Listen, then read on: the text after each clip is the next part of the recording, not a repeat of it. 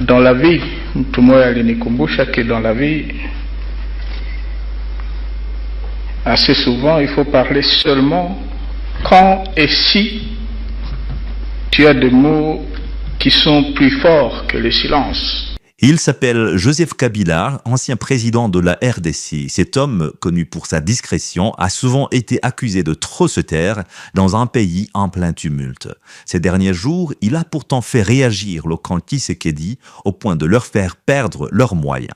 En annonçant son retour au pays par la partie orientale, il a suscité une avalanche de commentaires dans les médias alors qu'il n'avait encore rien dit de plus. Le gouvernement, à travers ses ministres de l'Intérieur et de la Justice, a même pris des sanctions contre lui sans apporter de preuves à leurs allégations. Ils l'ont accusé d'être de mèche avec le M23, simplement parce qu'il a mentionné vouloir revenir au pays par la partie orientale. Retour en arrière pour tirer les leçons de l'histoire. Cet homme en orange et blanc, c'est Étienne Tshisekedi, le père de l'actuel président Félix Tshisekedi.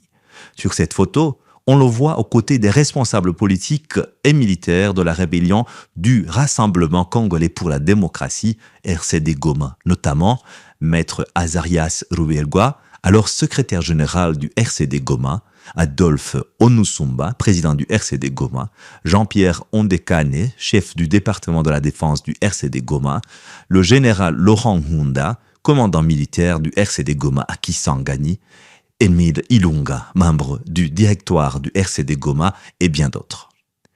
Il s'était rendu dans une zone contrôlée par les rebelles à Kisangani sous le régime de Kabila sans être sanctionné. Je veux dire que nous sommes en contact avec tout le monde parce que qu'est-ce qui importe? On parle de dialogue intercongolais. Nous devons échanger des idées pour savoir comment nous pouvons aborder ce problème-là. Donc ça n'a absolument rien à faire avec un front quelconque, mais échange des idées pour préparer le dialogue intercongolais. Aujourd'hui, l'opinion s'étonne que son fils se précipite pour sanctionner l'ancien président Kabila, allant jusqu'à confisquer ses biens et l'accuser de trahison. En tout cas, le futur nous réserve tant de surprises.